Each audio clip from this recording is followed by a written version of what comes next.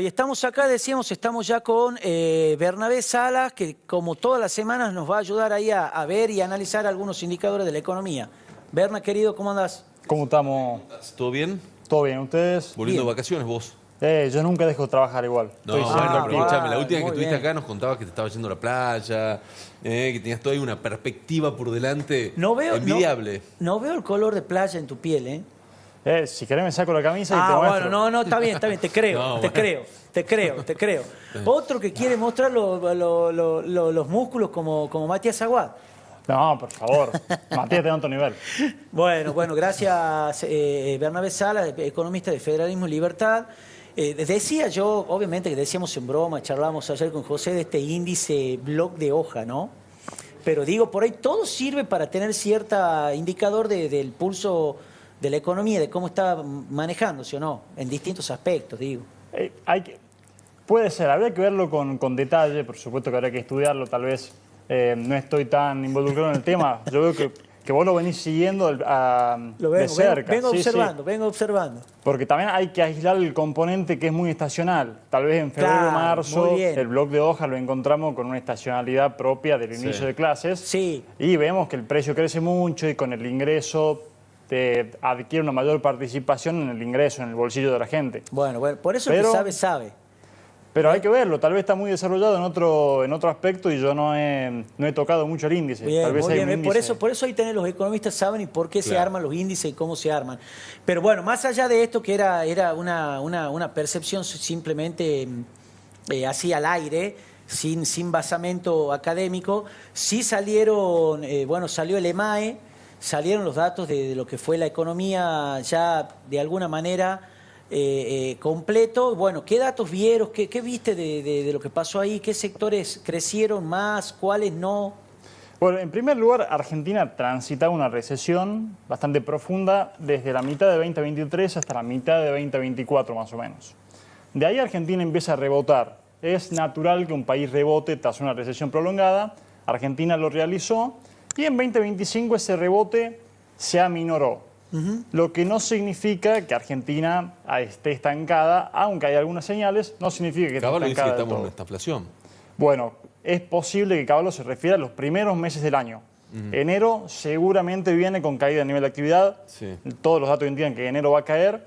Y con los datos de inflación, de relevamientos minoristas que tenemos de febrero hasta el momento, todo indica que la inflación de febrero va a ser un poquito elevada. Sí, más alta que él. Sí. Tal vez más alta que enero. Todavía es muy prematuro para saberlo. Pero con ese dato de inflación ya y con el tipo de cambio que ha bajado, que el tipo de cambio cuando baja tanto es recesivo en muchos aspectos, es posible que febrero también sea un mes con actividad económica en retroceso.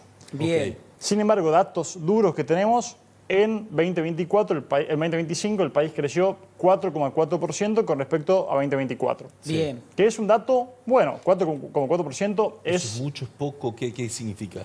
como tasa de crecimiento, 4,4% es mucho. Claro. Ahora, partíamos de una base muy baja, Claro. sobre todo por el primer semestre de 2024, exactamente. Es lo que vemos ahí un poco en el gráfico. Sí. Sácame el graph, porque creo que abajo está de qué periodo. Ahí está. Ahí achicámoslo un poquito, porfi, perdón, chicos, que, Sí, pues no se ve, que los fíjense moleste que para que no veamos podemos ver los meses. los meses. Y ahí podemos ver esto que vos estás diciendo, ¿no? Respecto de cuándo. Porque ahí vemos una caída bien, Exactamente. bien pronunciada hacia abril, junio Abril del del 24. 2024. Exactamente. 2024. Tocamos el valle, el punto más bajo, en abril, mayo de 2024. Bien. Ya esos 5 meses de 2024 convierten al índice de 2024 en un nivel muy bajo. Ya Bien. son 5 meses de los 12 del año, es mucho. En Claro. cambio, en 2025, siendo bastante más llana la curva, pero bastante más elevada también, tenemos un índice que es en promedio 4,4% mayor a 2024. Bien. Bien. Esto, como te digo, ¿es una buena tasa de crecimiento? Sí. También es rebote. Es Claro. rebote y hay que ver ahora, ya con la base de 2025, cómo comenzamos 2026, que es lo que me marcaba José, que posiblemente comencemos 2026 con caída de nivel de actividad. Como mencionaba Caballo y como indican los primeros datos de que aproximan la actividad económica del primer trimestre del año. Bueno, ¿hay algún sector o algunos sectores que hayan resultado, digamos, ganadores en esto y otros más perjudicados? Exactamente, ese es un punto muy importante y donde hay que hacer doble clic Porque hay sectores muy ganadores y sectores perdedores. A pesar de que en general crecimos 4,4%, tenemos sectores que han crecido un montón y otros sectores que la están viendo complicado desde abajo. Exactamente.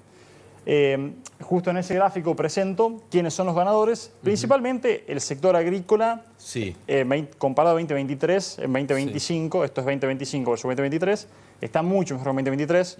El nivel de actividad es un 40% mayor a lo que era en 2023 y se debe a que el sector agrícola tiene políticas que son más favorables, se le ha bajado las retenciones, por ejemplo, etcétera, y hay sequías que han terminado. Claro. El segundo semestre de 2025 para el agro ha sido histórico. Récord en trigo, récord en cebada, ha llovido mucho, ha llovido en abundancia. Ahora en febrero, recién en febrero de 2026, vimos cierta sequía para la cosecha gruesa, pero esto va a impactar después. Claro. Lo que es 2025 fue un gran año para el agro, sobre todo por las condiciones del tiempo. Sí. Después hay otros sectores que los vemos a diario que se están potenciando, petróleo, minería. Sí, esos son como campo, petróleo y minería, diríamos que son como las tres estrellas. Con intermediación financiera. Claro. ¿Cuál es la característica de estos sectores? No generan tanto empleo. El agro genera bastante empleo porque es muy grande en Argentina. Ahora, minería, petróleo, gas. ¿Y finanzas? No. Genera muy poco empleo. Claro. Mientras que los sectores que generan muchísimo empleo en altamente Argentina, capacitado. Sí, empleo. Tienes que estar, vos para trabajar en cualquiera de esos rubros, necesitas una alta capacitación. No cualquiera va a entrar en petróleo, en minería o en finanzas. Exactamente.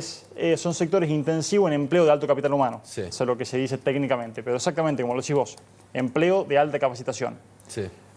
Ingenieros, por ejemplo, etcétera. Se me ocurre un ejemplo.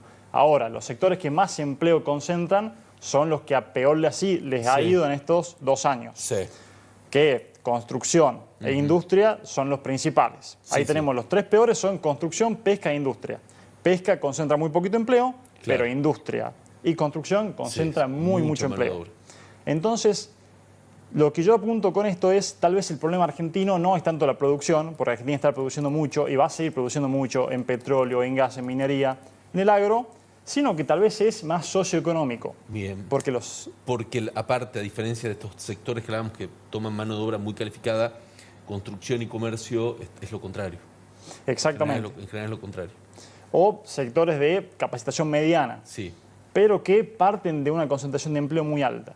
Y si les va mal mucho tiempo prolongado o ajustan por empleo, veremos con la reforma laboral cómo fluctúa todo esto, o fluctúan o ajustan por salario. Que por eso vemos que crecemos, pero en el bolsillo poca gente lo siente. Claro. Porque los sectores que más empleo concentran no le están pasando mejor. Son pocos, o la menor parte, los que le está pasando mucho mejor. Claro. Entonces, esta recomposición de la actividad sienta un desafío para mí, socioeconómico para Argentina, lo que no significa que los sectores que están pasándola bien o que están en un mejor momento esté mal y haya que reformarlo. No, hay que celebrar que Argentina tiene estos potenciales productivos. Bernabé, muchísimas gracias por tu tiempo. Por favor. Y por este panorama que nos ayuda a entender un poco el escenario, porque no es tan simple a veces como se plantean las cosas, sino que tiene distintos matices. Que tengas una buena semana. Gracias, Bernabé. Un gustazo como siempre. Nos estamos viendo.